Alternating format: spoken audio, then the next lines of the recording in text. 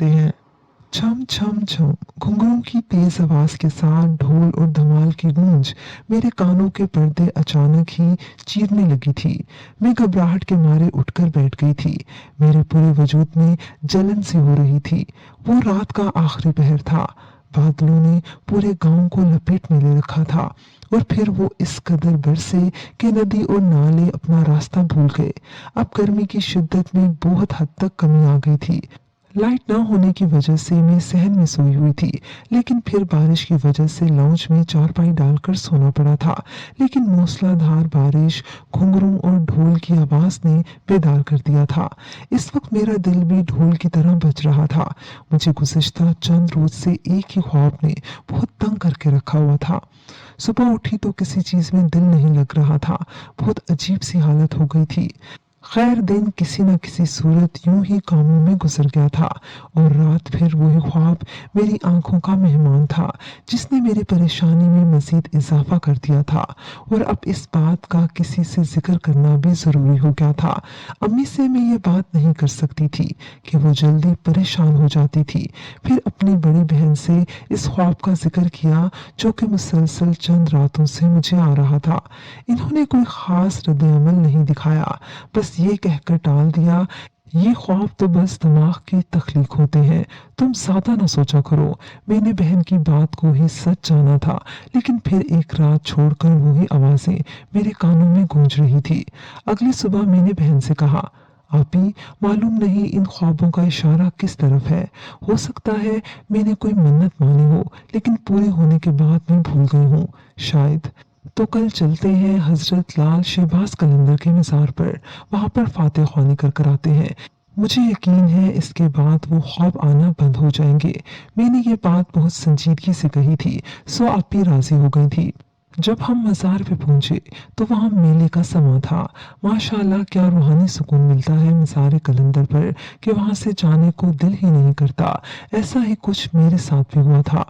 मैं जब वहां से हटने की कोशिश करती तो एक अजीब कैफियत तारी हो जाती, जैसे कोई तिलिस्माती चीज अपनी तरफ खींचती है।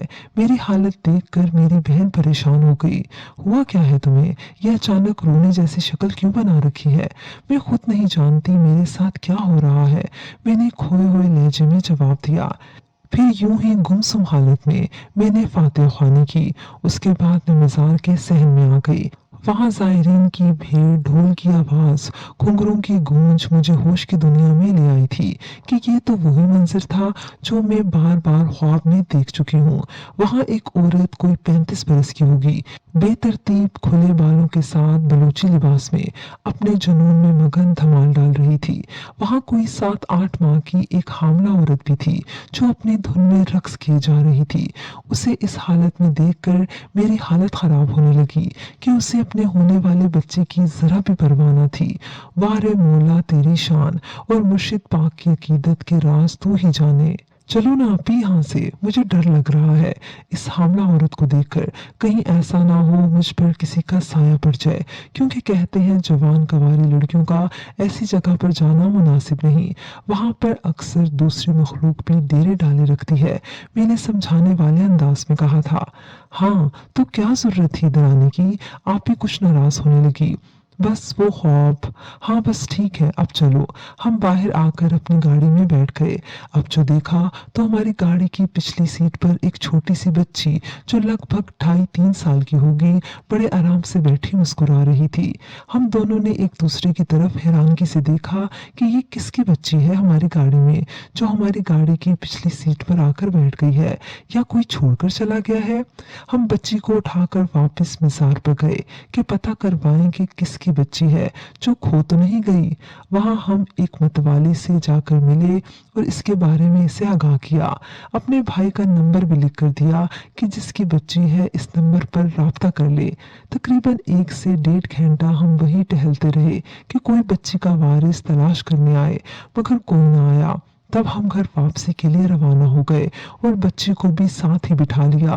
वो बिल्कुल खामोश, बस दीदे फाड़ कर हमें देखती रही थी। उस रोज बहुत खतरनाक गर्मी थी, हमारे पसीने छूट रहे थे।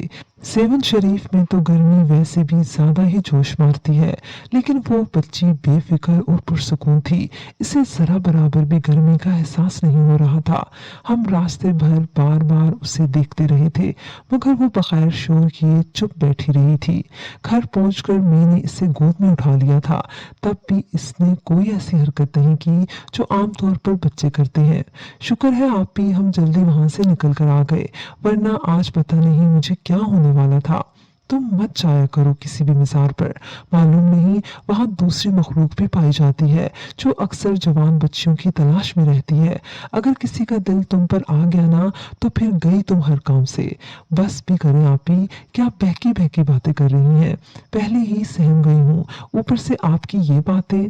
अच्छा चलो, मैं बहुत थक गई हूँ, सोने जा रही हूँ। इस बच्ची को कुछ खिलाओ पिलाओ, पता नहीं कब से बेचारी भूखी है। मैंने बच्ची को कुछ खिलाना पिलाना चाहा, लेकिन अपनी कोशिश में मैं नाकाम रही। फिर मैं भी थकन उतारने के लिए सोने के ख्याल से लेट गई थी।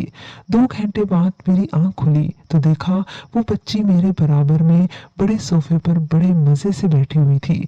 मैंने हाथ बढ़ाकर इसे प्यार की थपकी दी, तब वो जरा सा मुस्कुराई थी। मुझे ताज्जुब सा हुआ कि ये कैसी बच्ची है जो तंग होती है ना रोती है, जैसे आमतौर पर बच्चे करते हैं। तभी आप ही ने मुझे आवाज दी।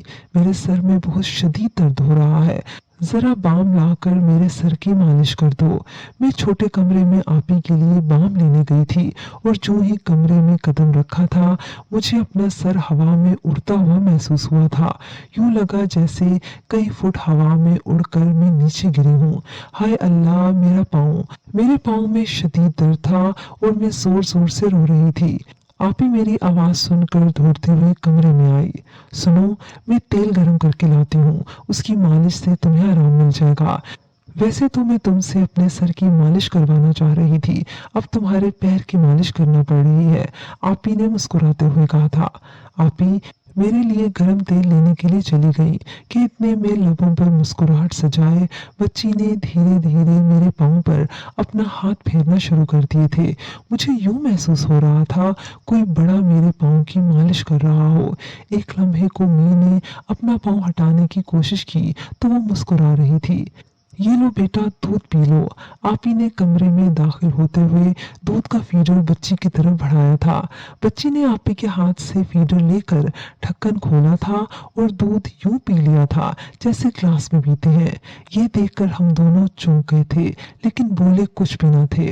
अब तुम आराम करो, मैं रात के खाने के लिए गोश्त चढ़ाकर आती हूँ। मेरे पैर की मालिश के बाद आप ही के जाते ही वो बच्ची मेरे बेड से उतरकर बाहर जाने लगी। तो मैंने इसे आवाज दे दी थी, बेटा कहाँ जा रही हो, यहाँ बैठो। मगर उसने मेरी तरफ मुड़कर भी नहीं देखा था और बाहर चली गई थी। अभी मैं उस बच्ची के बारे में सोच ही रही थी कि आप ही खासे गुस्से में कमरे में दाखिल हुई थी। मैंने तुम्हें कहा था गोश्त फ्रिज में रख लेना, तो क्यों नहीं रखा। अरे आप ही, मैंने गोश्त खुद फ्रिज में रखा था, मैंने इन्हें यकीन दिलाया था। मगर इन्हें भला कैसे यकीन आता, क्योंकि गोश्त तो फ्रिज से गायब हो चुका था। मुझे बिस्तर पर लेटे 2 दिन गुजर गए थे। जब मैं उठी तो पाँव जैसे जमीन पर ही नहीं पड़ रहे थे। फिर मैं खुद को घसीट कर बाहर सहन में आई तो देखा बच्ची चारपाई पर बैठी मेरे भतीजों के खिलौनों से खेल तो रही थी, लेकिन उन बच्चों से बिल्कुल अलग अपनी दुनिया में मगन थी। अभी मैं बैठी ही थी कि आप ही के चिल्लाने की आवाज आई थी। अब मैं ढूंढने से तो रही, मेरे उठने से बेशतर ही वो बच्ची भागने वाले अंदाज में अंदर जा रही थी। खैर मैं बड़ी मुश्किल से आपी के कमरे में पहुंची तो आपी की हालत बहुत खराब थी। Sugar high, blood pressure high और बहुत बेचैन सी लग रही थी वो। ये क्या हो रहा है हमारे घर में, मैंने सोचा था। जब से हम इस बच्ची को साथ लेकर आए हैं कुछ भी ठीक नहीं हो रहा। मेरी हालत कुछ संभली तो आपी की तबीयत खराब हो गई। उस रोज गोश्त ही फ्रिज से गायब नहीं हुआ था और भी कई चीजें घर से गायब होना शुरू हो गई थी। इसके अलावा भी छोटे मोटे कई वाकयात रोनुमा हो रहे थे। जरूर कुछ न कुछ गड़बड़ है। मेरे दिमाग ने अपने जिंदा होने की खबर मुझे दी थी। बच्ची को अब हमारे घर में कई दिन गुजर गए थे, उसे लेने के लिए कोई ना आया था, जबकि हम अपना मोबाइल नंबर भी मतवाली को देकर आए थे। आप ही ऐसा करते हैं, कल सेवन शरीफ जाकर बच्ची को वहां छोड़कर आ जाते हैं। पता नहीं इसके साथ क्या चक्कर है। आप ही ने फौरन ही मेरी बात मान ली थी, लेकिन साथ ही ये भी कहा कि वो इस काम के लिए अकेली ही जाएंगी। उन्होंने मुझे साथ ले जाने से मना कर दिया। अगली सुबह आप ही सेवन शरीफ जाने की तैयारी कर रही थी। इन्होंने मुझे कहा था कि मैं बच्ची को हमारी भतीजी के कपड़े पहना दूं, क्योंकि उसके कपड़े खासे मैले हो गए थे। मैंने फौरन ही उनकी हिदायत पर अमल किया था। अरे ये कैसे हो सकता है? मुझे अचानक ही आपी की परेशान आवाज सुनाई दी थी। क्या हुआ आपी? तुमने अभी जो बच्ची को कपड़े पहनाए थे वो उससे पूरे थे या छोटे थे? बिल्कुल फिट थे आपी। अपनी भतीजी की तो उम्र की है ये बच्ची। मैंने आप ही के सवाल का जवाब दिया था। तो फिर ये छोटे कैसे हो गए? अब मैंने जो गौर से बच्ची की तरफ देखा तो पजामा घुटनों तक और फ्रॉक तो बिल्कुल आधी सी थी। ये देखकर तो मेरे रोंगटे खड़े हो गए थे। अब शक की कोई गुंजाइश बाकी न रही थी कि इस बच्ची में जरूर कुछ ऐसी बात है जो हमें नजर नहीं आ रही। क्या आप भी वही सोच रही हैं जो मैं? तब आप ही ने सिर्फ इस बात में सर हिलाया था और खामोशी से बच्ची को उठाकर चल दी थी। सेवन शरीफ पहुंचकर आप ही सीधा उस मतवाली के पास गई थी और कहा था कि ये वही बच्ची है जो कुछ रोज पहले हमें यहाँ से मिली थी, और बच्ची के हवाले से सारी हकीकत भी बयान करती थी। हाँ बेटी, अब मैं जान गया हूँ ये बच्ची कौन है। मतवाली ने बच्ची को गौर से देखते हुए कहा था। असल में उस दिन मैंने ज्यादा ध्यान नहीं दिया था, लेकिन जो वाकयात आपने बताए हैं उससे जाहिर होता है कि ये वही बच्ची है। हमारे दादा हजूर यहाँ मजावर थे और ये दास्तान मुझे मेरे वालिद साहब ने सुनाई थी। 24 जुलाई 1994 को ये मकबरा शहीद हुआ था। उस वक्त के वजीर आजम बेनजीर भुट्टो ने रोजा शरीफ की दोबारा तामीर का हुक्म दिया था। जायरीन के कयाम के लिए मुसाफिर खाना, आसानी के लिए लंगर खाना, वजू खाना, गुसल खाना वगैरह भी बनवाए गए थे। ये जदीद तामीर महकमा औकात सिंध के जेर एहतमाम हुई, जो कि 1941 से दरगाह शरीफ पर मौजूद है। तो बेटी रानी, इस वक्त से पहले ही ये जो देखने में बच्ची नजर आ रही है ना, दर हकीकत ये बच्ची नहीं, कोई 100 बरस से पहले ही इसकी रिहाइश गाह यही है और इसका ताल्लुक कौम इजना से है। बहुत अच्छा किया आपने जो इसे वापस लेकर आ गई। वापस तो ये खुद भी आ सकती थी, मगर इसे शायद आपका रहन सहन भाग गया था जो आई नहीं, वरना कुछ भी हो सकता था। कोई बड़ा नुकसान नहीं हुआ, शुक्र करें अल्लाह साईं का। लेकिन बाबा, ये तो खुद हमारी गाड़ी में आकर बैठ गई थी ना। आप ही ने परेशानी जाहिर की थी।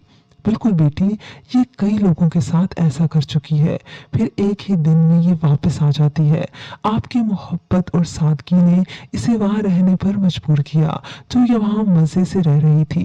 ये चाहती तो कोई नुकसान भी पहुंचाकर चली आती, लेकिन खुशकिस्मत है आप लोग, हमेशा खुश रहो। आप ही बताती हैं कि मैंने उस बच्ची को मज़ार के सहन में उतारा तो उसने मुस्कुराकर मेरी तरफ देखा, और मैंने उसकी छोटी फ्रॉक की तरफ जो मेरी भतीजी की थी। फिर वही बच्ची हाथ हिलाकर पलटी और लम्हों में गायब भी हो गई। व्यूअर्स, मुझे उम्मीद है कि आपको हमारी आज की कहानी पसंद आई होगी। कमेंट सेक्शन में अपनी राय का इजहार लाजमी कीजिएगा। अगली कहानी तक इजाजत दीजिए। अल्लाह हाफिज।